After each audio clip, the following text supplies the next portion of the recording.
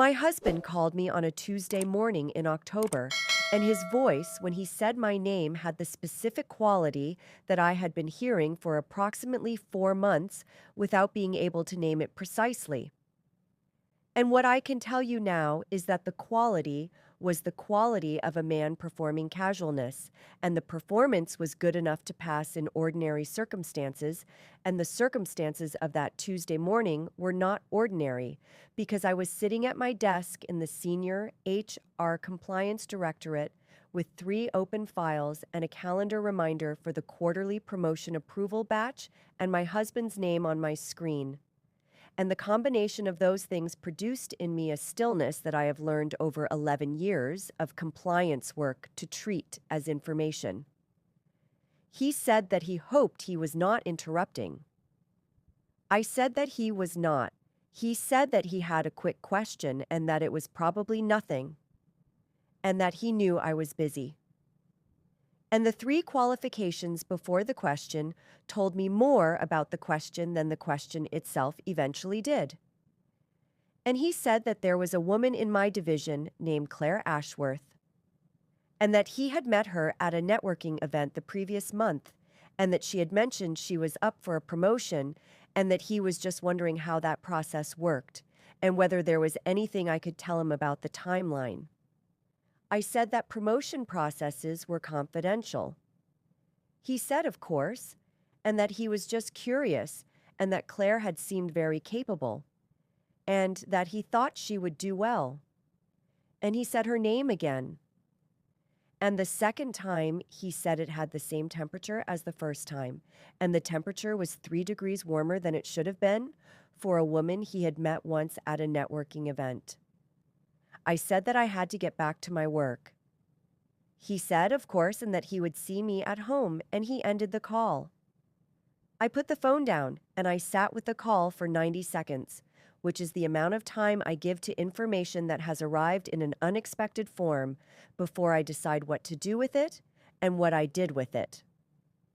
After 90 seconds was open the divisional personnel database and searched the name Claire Ashworth, and the name returned a file, and I opened the file and I looked at it. Claire Ashworth had been in the data analytics team for 2 years and 4 months, and her performance reviews were good and her attendance record was clean, and she had submitted a promotion application 6 weeks earlier for a senior analyst position, and the application was sitting in the batch that I was scheduled to review that afternoon. And I looked at her file the way I look at every file, which is from the beginning and without skipping, and I read her educational qualifications, which were listed as a first-class undergraduate degree in business analytics from a university I recognized, and a postgraduate certificate in data systems from an institution I did not immediately recognize, and I noted the institution I did not recognize in the way that I note things I do not immediately recognize, which is by writing it in the margin of my notebook and circling it and moving on. I want to tell you about my marriage before I go further because I think the context matters. And the context is this, which is that I had been married to Daniel for 7 years, and the marriage had been for the first 4 of those years the thing I had believed it was going to be, and had been for the last 3 years. A thing I had been watching carefully without yet having sufficient evidence to name what I was watching. And what I had been watching was a man who had remained himself in most of the ways that matter and had changed in one specific way, which was that he had begun to perform his ordinary life rather than live it. And the performance was subtle and was the kind of subtlety that you can only detect if you have been watching a person closely for 7 years and know the difference between the way they sound when they are present and the way they sound when they are managing. I had been watching for 3 months before the Tuesday morning call. I had not said anything. I am a compliance professional, and compliance professionals do not act on observation alone and do not name things before the evidence supports the naming. And I had been building the evidence in the patient and methodical way that I build all evidence, which is by noting what I notice and dating what I note and waiting for the pattern to become visible. The Tuesday morning call was the pattern becoming visible. I went back to the name of the institution in my notebook margin. The institution was listed on Claire Ashworth's promotion application as the provider of her postgraduate certificate in data systems. And the certificate was dated 3 years ago, and the institution's name was specific enough to search. And I searched it through the accreditation body's public register, which is a database I have legitimate professional access to as part of my compliance function, and the search returned a result. And the result told me that the institution had held accredited status until 4 years ago and had been removed from the accredited register following a quality assurance review, and that qualifications issued after the date of removal were not recognized under the professional standards framework applicable to senior analyst roles in our division. The postgraduate certificate on Claire Ashworth's promotion application had been issued 2 years after the institution lost its accreditation. I looked at the date on the certificate. I looked at the date of the accreditation removal. I wrote both dates in my notebook. I drew a line between them. I opened the standard background verification request form, which is a form I have the authority to initiate for any promotion application in my division. And I completed the form with the case reference number and the specific verification scope, which was educational credential authenticity. And I submitted the form to the external verification team at 11:14 on a Tuesday morning in October. I did not call Daniel. I did not adjust my expression. I went back to the promotion approval batch, and I processed the other files in the batch with the same quality of attention I gave them every quarter. And at 12:30, I went to the small cafe 2 streets from the building, and I had lunch, and I came back at 1:15, and I opened my afternoon queue, and I worked through it until 5:30, and I went home and I made dinner, and Daniel asked how my day had been, and I said it had been productive, and I asked how his had been, and he said fine. And we ate dinner, and I washed up, and I went to bed at 10:30. I thought about a networking event. I thought about a voice that was 3 degrees too warm.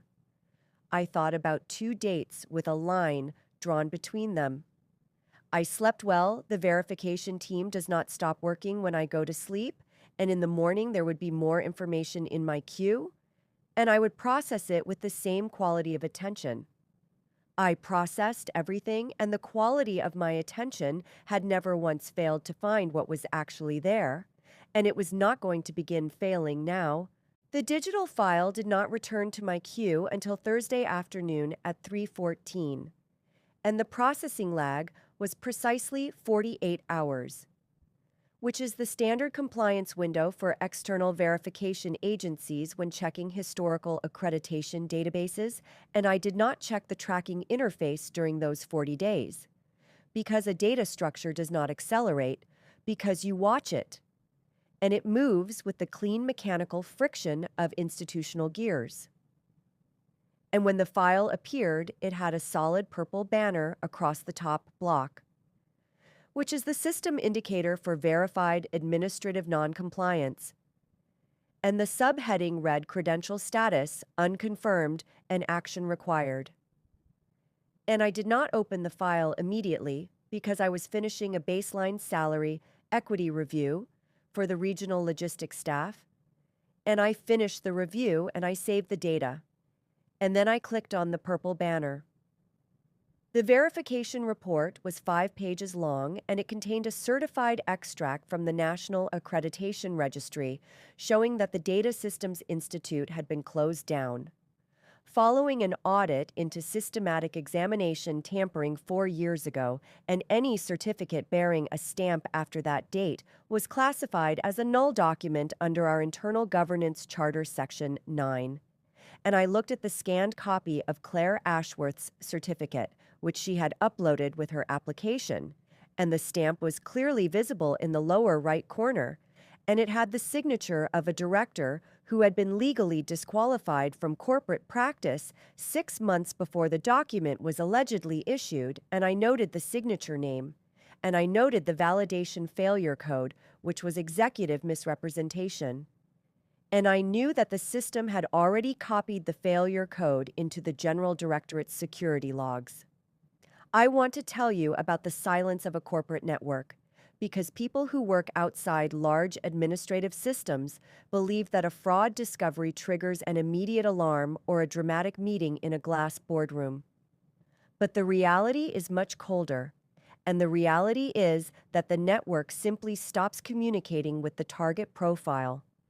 And the network does not send an email to Claire Ashworth saying she has been caught, and it simply updates her background, operational parameters, so that her active system privileges expire at the conclusion of the current weekly pay cycle, which was Friday evening at 5 o'clock, and her file was now locked in my secondary queue with a status that read pending compliance determination. And I was the only person in the building who could change that status to approved or referred. And I sat looking at the screen, and I felt the exact same stillness I had felt during the Tuesday morning call. Daniel did not call me on Thursday afternoon, and he did not send a text message asking about my day. And our domestic communication had developed a rhythm over the last year, where he only initiated contact when he required a logistical confirmation or when he was managing an arrival time.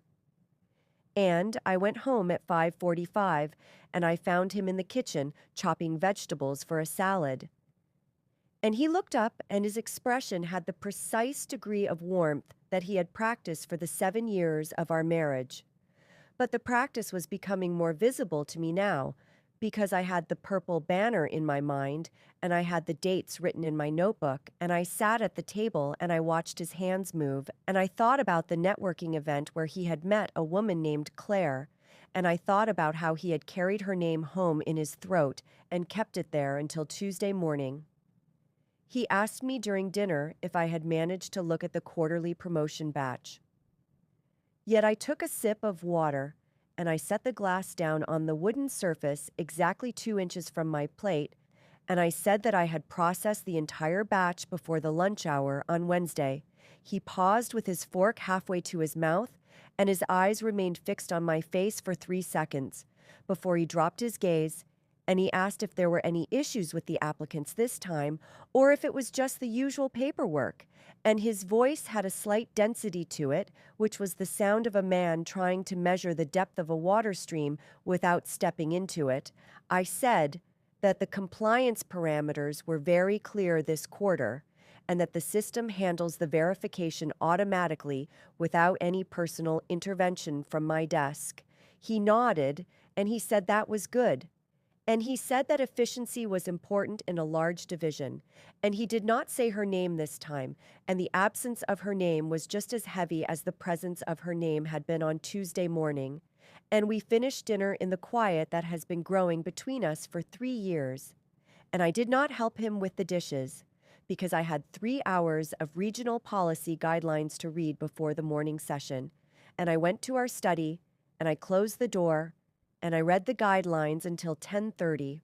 On Friday morning, I arrived at my desk at 8:35, and the corporate building had the low hum of a weekly cycle coming to a close.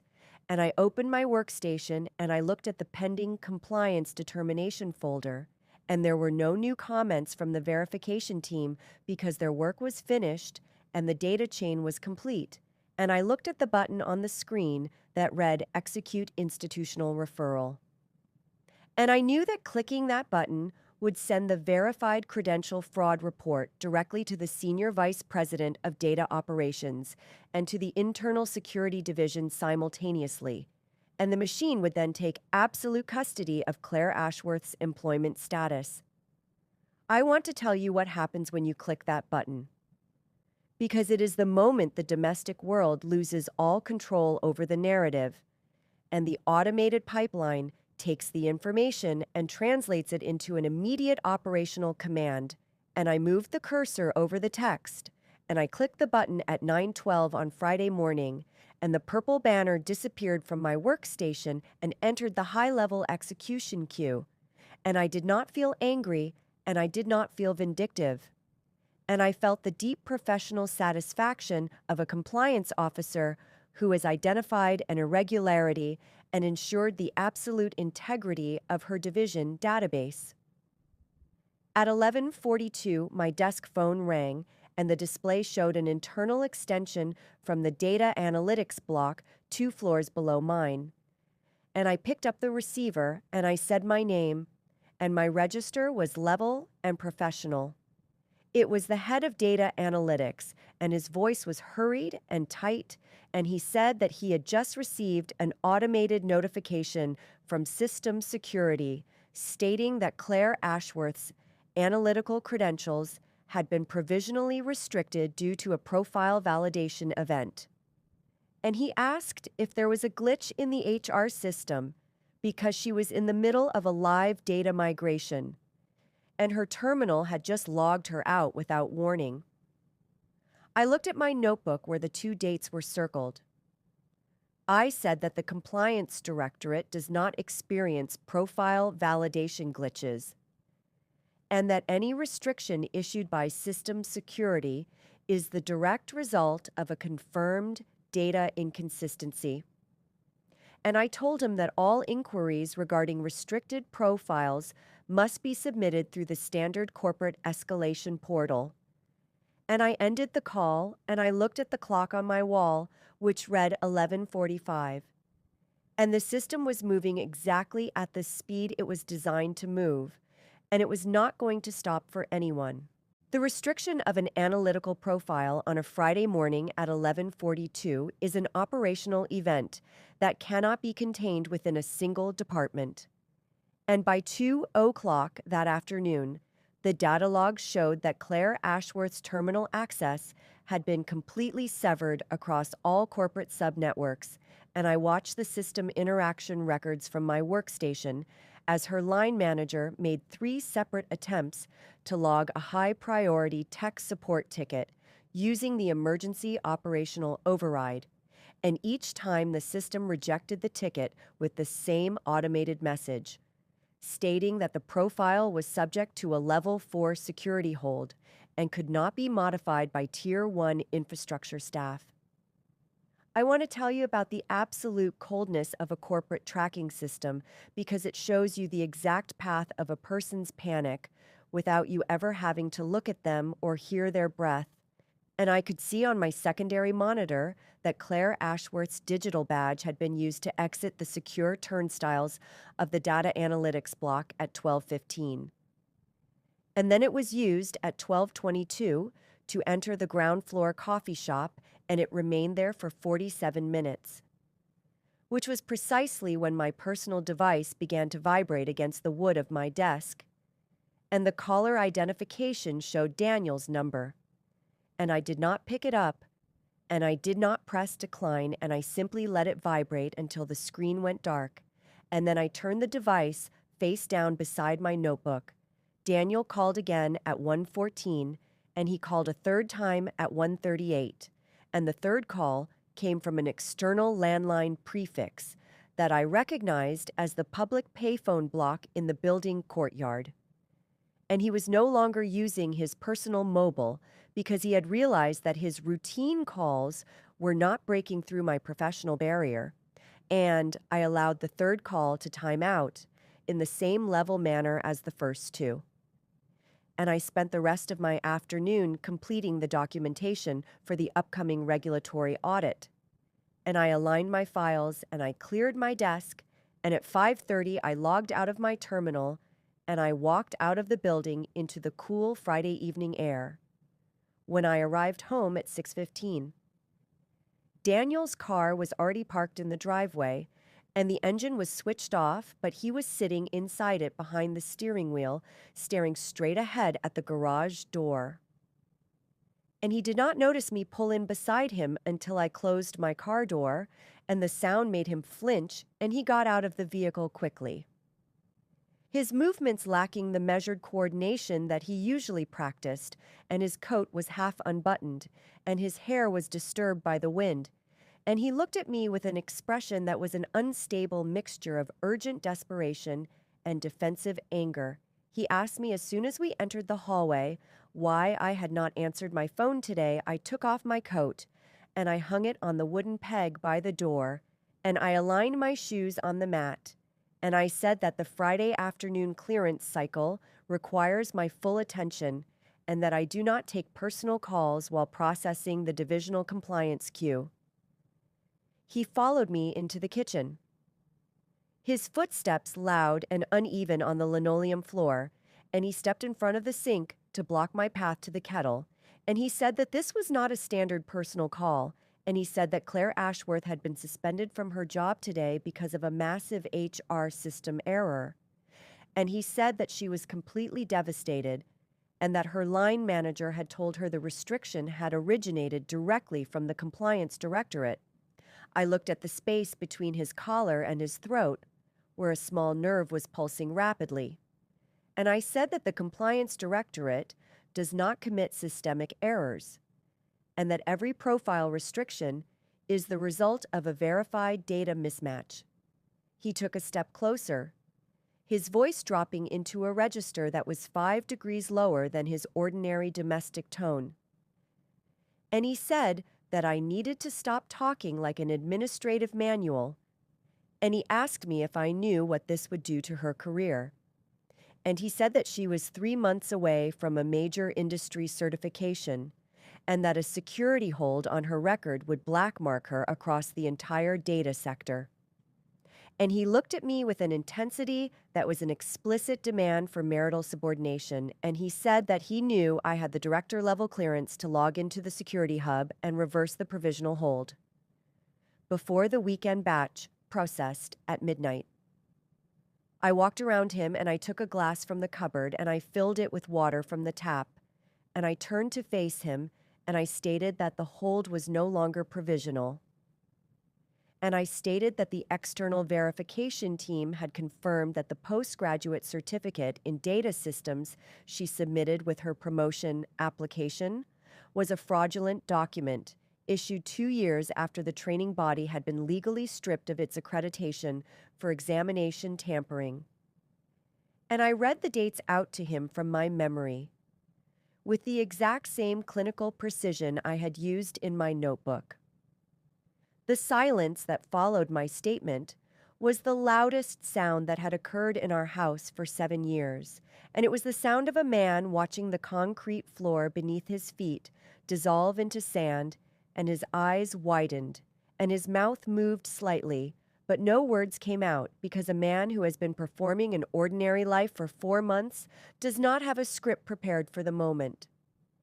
The actual data chain is laid out on the kitchen counter, and he looked at the glass of water in my hand, and then he looked at the floor, and his shoulders dropped 3 inches into the posture of a defeated applicant. He asked in a very thin voice how long I had known about the certificate. I took a small sip of water, and I set the glass down, and I said that I had known about the certificate since 11:14 on Tuesday morning, when he called me from her office to manage the timeline of her promotion. And I told him that my professional function is the integrity of the database, and that when an irregularity enters my queue, I process it according to the governance charter, regardless of whose name is attached to the line item and regardless of whose throat the name was carried home in. He tried to speak again, his hand reaching out to touch the edge of the table to steady himself, and he asked what was going to happen now. And I stood up, and I picked up my bag, and I looked at him one final time with the level register of a senior compliance professional, closing an investigation file, and I told him that the executive execution queue processes the Friday batch at midnight, and that by Monday morning the institutional machine would be moving entirely on its own terms. And I walked out of the kitchen, and I went up the stairs to the study, and I locked the door, and the house became completely quiet behind me. The weekend passed with the slow institutional friction of a system waiting for a Monday morning activation. And Daniel did not leave the house, and he did not speak to me. and he spent 48 hours moving between the guest bedroom and the downstairs television room with the heavy, aimless posture of a man who has been locked out of his own narrative. And I did not modify my routine, and I prepared my meals at the standard intervals, and I read my regulatory journals in the study, and I went to bed at 10:30 each night, and the house held the specific density of a compliance file that has been compiled but not yet executed. I want to tell you about Monday morning because the transition from a weekend hold to active execution is the moment the bureaucratic machine becomes visible to the external world. And I arrived at my workstation at 8:34, and I opened the security monitoring dashboard, and the executive execution queue showed that Claire Ashworth's profile status had transitioned at midnight from pending determination to immediate contract termination for cause under Section 12 of the Corporate Integrity Code, and the automated notifications had already been routed to the regional payroll ledger and the facility access registry. I learned about the domestic escalation at 9:12 through the real-time communication logs of the ground floor administration desk, which records all unscheduled security bypass requests. And the log showed that Daniel had arrived at the main gate at 8:55, attempting to use his spouse pass to gain entry to the data analytics block 2 floors below me, and the gate system had automatically rejected his badge, because when a Level 4 security hold is executed against a target profile, the system automatically restricts all secondary and associated guest profiles to prevent internal data tampering or collusion. The interaction log updated 3 minutes later with a frantic data entry from the frontline reception team. She called Mom. Mom called the clinic, and the entry showed that Claire Ashworth had arrived in the outer lobby 60 seconds after Daniel, and she was accompanied by her mother, who was screaming at the security supervisor and demanding to speak with the head of the division, and her mother was threatening to call the labor board and shouting that her daughter was an executive candidate whose reputation was being systematically destroyed by an administrative technicality. And Daniel was standing behind them in the marble lobby, attempting to use his phone to bypass the operational firewall. I watched the digital tracking lines on my screen as the security supervisor followed the exact protocol that my directorate had established for credential fraud disputes, and he did not argue with her mother, and he did not validate Claire's tears, and he simply handed them a printed corporate compliance disclosure form and stated that all technical non-compliance events are managed by the senior governance tier, and that no physical entry to the office floors would be permitted without an official case clearance token. The doctor's reveal arrived at 9:42 on the internal compliance audio link. Dr. Evelyn Vance had been the chief medical and corporate validation director for 7 years, and she had the icy precision of a woman who has spent 3 decades auditing corporate asset chains. And she stepped into the ground floor consultation room where security had isolated the family, and her voice came through my terminal speaker with the absolute flat register of an automated judgment. And she informed Claire's mother that the credential audit was no longer an internal human resources matter, and that the Data Systems Institute fraud had been formally logged with the National Qualification Registry. Claire's mother tried to interrupt her, screaming that this was a private family dispute and that Daniel had promised them that his wife could clear the system file from the director desk if she wanted to. And Dr. Vance did not adjust her posture, and she did not look at Daniel, and she simply stated that the chief senior director of the Compliance Trust had already certified the biometric forgery analysis, and that the file had passed out of local jurisdiction into the national regulatory pipeline. At 9:12 that morning, I watched the camera feed in the corner of my workstation as Daniel realized the exact meaning of the word certified. And he stepped back from Claire's mother, and his face turned the dull gray color of wet limestone because he finally understood that he had not just walked his mistress into an HR review, and he had walked his entire domestic arrangements straight into a concrete wall that I had been building since Tuesday morning. Dr. Vance informed them that a mandatory verification hearing was scheduled for 10:30 the following morning at the central headquarters, and that failure to attend would result in an immediate summary judgment and the automatic transmission of the fraud file to the commercial fraud division of the local authorities. And she turned and walked out of the consultation room without waiting for a response, and I watched the three of them stand frozen under the fluorescent lights of the lobby, looking at the printed form in Claire's hand. I closed the security monitoring dashboard.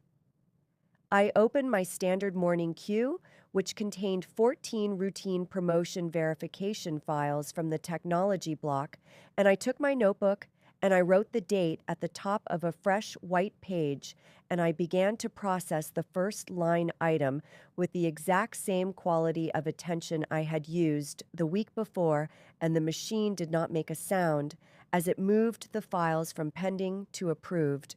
The glass partition walls on the 8th floor of the central headquarters have a specific acoustic design that stops the sound of the corridor from entering the executive suite. And I sat in the high-backed leather director chair at 8:45 on Tuesday morning, looking at the 3 empty chairs arranged in a semicircle across from my desk. And the desk was clear, except for a single matte black compliance folder containing the certified printouts of the background verification report and the fake certificates that Claire Ashworth had submitted with her promotion application. And I did not have a computer screen open, because when you are delivering an institutional checkmate, you do not need to look at data streams, and you only need to look at the faces of the people who believed you were too blind to notice their hand in your division. I heard my assistant's footsteps on the polished hardwood outside the door, and then the door clicked open and Claire's mother entered first, with her shoulders squared and her chin lifted in that familiar defensive posture she had used in the ground floor lobby.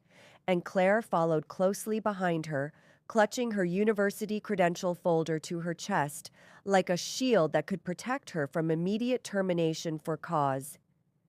And Daniel walked last, his steps heavy and short, his eyes fixed on the floor as though he had already guessed the shape of the room we were standing in, and they did not look at the chair immediately, because they were looking at the security officer who had escorted them from the ground floor elevator.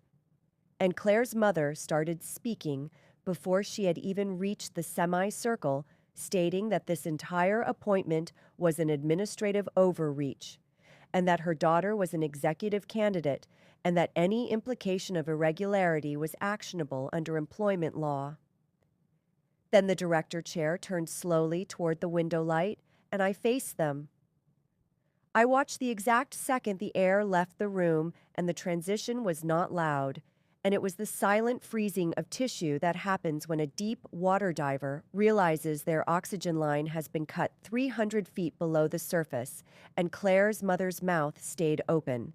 But the sound stopped completely, her hand remaining half raised in midair as if stuck in the middle of a gesture she could no longer justify. And Claire dropped her credential folder onto the edge of the desk, her fingers turning a dull, bloodless white against the leather casing.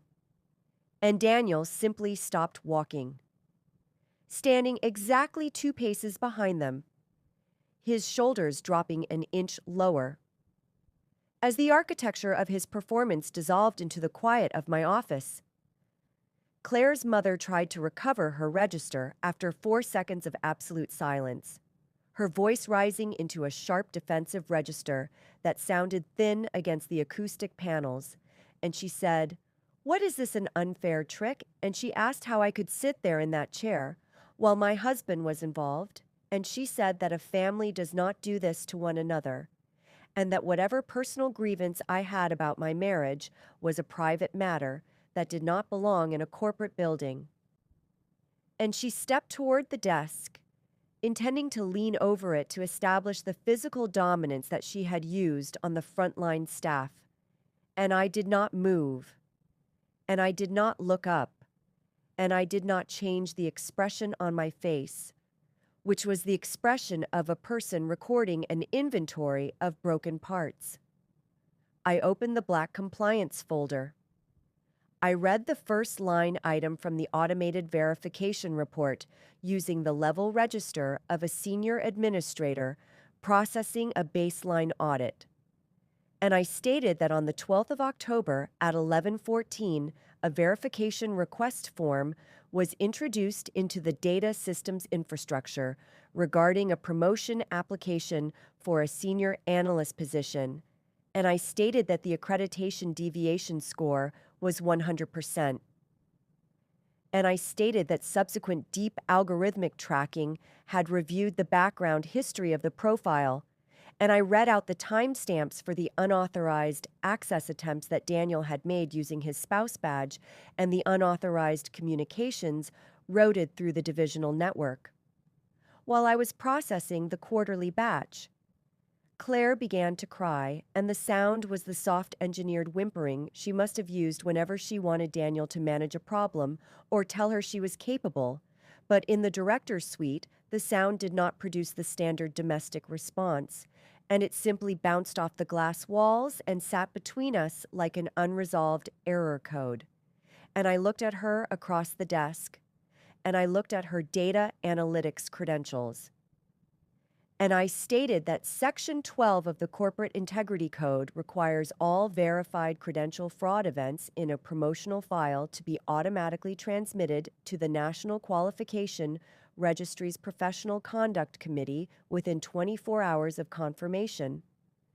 And I stated that the transmission had occurred at 9:12 that morning while they were signing in at the reception desk downstairs. Claire's mother slammed her palm on the edge of the wood, and she screamed that I was destroying her daughter's life over a misunderstanding, and she said that Claire had worked too hard for her career to have it ruined by a bitter bureaucrat who had always been jealous of her daughters. Gifts, and she demanded to speak to the chief director of the trust. And she said she would not leave the room until the file was deleted. And I closed the black compliance folder, and I aligned the edges with the edge of the desk, and I looked her directly in the eyes, and I stated that she was speaking to the chief senior director of the data trust, and that the file was no longer in this room, and the file was currently in the oversight queue at the National Registry, where the algorithm does not have an override button and does not recognize the word husband. Daniel finally spoke from the back of the semicircle, his voice dry and hollow, like paper rubbing against wood, and he looked at Claire's mother, and then he looked at Claire, and he asked if the certificate had actually been issued after the accreditation was removed. And nobody answered him because Claire's mother was looking at the gold lettering on the director wall, and Claire was looking at the floor, and the silence that followed his question was the final verification of the data chain. And I stood up from my chair, and I adjusted the cuffs of my jacket, and I told them that the formal verification session was concluded and that the security team would escort them through the rear exit to ensure that the ground floor operations were not disrupted by personal displays. The legal machine was now moving at its own speed. And they stood frozen before my desk, completely paralyzed by the realization that their entire social standing and their 4-month program of corporate performance had been processed as a routine integrity failure. And I walked past them without looking back, and I opened the door to the inner corridor, and I left them in the room with the folder. The rain started at 4:15 on Thursday afternoon, and I watched the drops hit the glass of the executive suite with the same rhythmic consistency that defines the automated tracking cycles of our central servers. And it had been exactly 72 hours since the security team escorted my husband and the Ashworth family through the rear exit of the headquarters building, and in those 72 hours, I had not received a single notification on my personal device, because the first thing I did when I returned to my desk on Tuesday afternoon was to route their identifiers into a permanent infrastructure block that does not reject calls but simply plays a continuous network maintenance tone until the connection times out. I want to tell you about the mechanics of an institutional referral because the audience of a family drama often expects an immediate explosion or a dramatic arrest on the front lawn. But the corporate machine does not move with anger, and it moves with paperwork. And the notification sent to the National Qualification Registries. Professional Conduct Committee was processed by an automated system that handles compliance breaches for 12 separate enterprise networks. And by Wednesday morning, Claire's analytical registration status had been updated from active analyst to permanent revocation for cause. And the system does not ask if a candidate is 3 months away from an industry certification or if her mother has spent thousands on her career development, and it simply notes a verified credential fraud event and revokes system access across the entire sector. I learned about the collapse of the household through the official legal correspondence queue that monitors active liabilities connected to our trust data streams.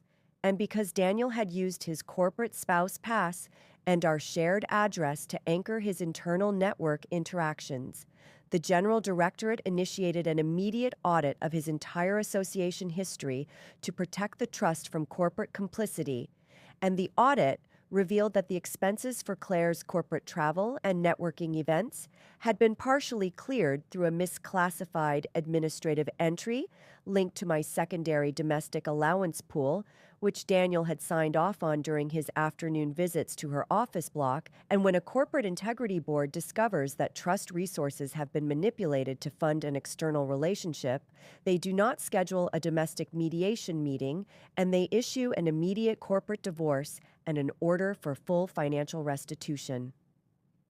Daniel tried to use the family network to bypass the corporate barrier he had built, and on Thursday morning, his brother arrived at the ground floor reception desk, claiming he had an urgent personal delivery for the senior director and my assistant, who has been trained to filter communications according to strict institutional protocols called my extension, and stated that a relative was downstairs with a handwritten note regarding a domestic emergency. And I told my assistant to inform him that all external inquiries regarding active compliance files must be submitted through the standard online portal, and that the current processing timeline for administrative reviews was 30 working days. And I watched the security feed on my secondary monitor as his brother stood in the marble lobby holding a white envelope until the receptionist turned back to her computer, and the realization settled into his face that the performance of access was entirely over. The joint assets we held under the corporate housing scheme were automatically separated 3 weeks later to cover the legal penalties and the financial clawbacks that Daniel could no longer suppress through his personal accounts, and he had to pack his belongings into the back of a rented van on a morning when the street was entirely empty because the professional circle he had spent 7 years cultivating does not tolerate the proximity of an executive fraud investigation. And he did not ask me for assistance because his system clearance token had been permanently deactivated and he had relocated to a temporary studio flat in the outer industrial zone where the rent is deducted directly from his remaining baseline severance package before the legal division files for final termination. I want you to know that I reviewed the final asset distribution ledger on the last Sunday of October, and I sat at my desk for 2 hours, and the office smelled of clean carpet and freshly printed paper. And the ledger showed that his corporate credentials had been fully purged and that his name had been removed from the registry of eligible dependents, and he did not owe the trust any further data fields, and the trust did not owe him any further recognition. And I closed the digital ledger, and I approved the final transmission with a single click of my mouse, knowing that the performance had been completely deleted from the database. I returned to my flat at 6:30 that evening, and I did not turn on the lights immediately. And I stood by the kitchen counter looking at the digital clock on the microwave as it changed from 6:30 to 6:31. And my phone sat beside the toaster, completely silent, without a single missed call or a frantic text message. And the silence was not lonely, and it was the clean, sterile silence of a database after a successful system purge where all the corrupted data fields have been permanently erased and the integrity of the stream has been restored to its baseline value. I looked down at the courtyard below, where the rain was washing the dust from the concrete pavement. And I thought about 7 years of marriage that had transformed into a calculated performance. And I thought about the pipeline that does not sleep and the machine that does not care about warmth or excuses. And I picked up my book, and I sat in the high-backed chair, and I began to read in the quiet house that belonged entirely to me.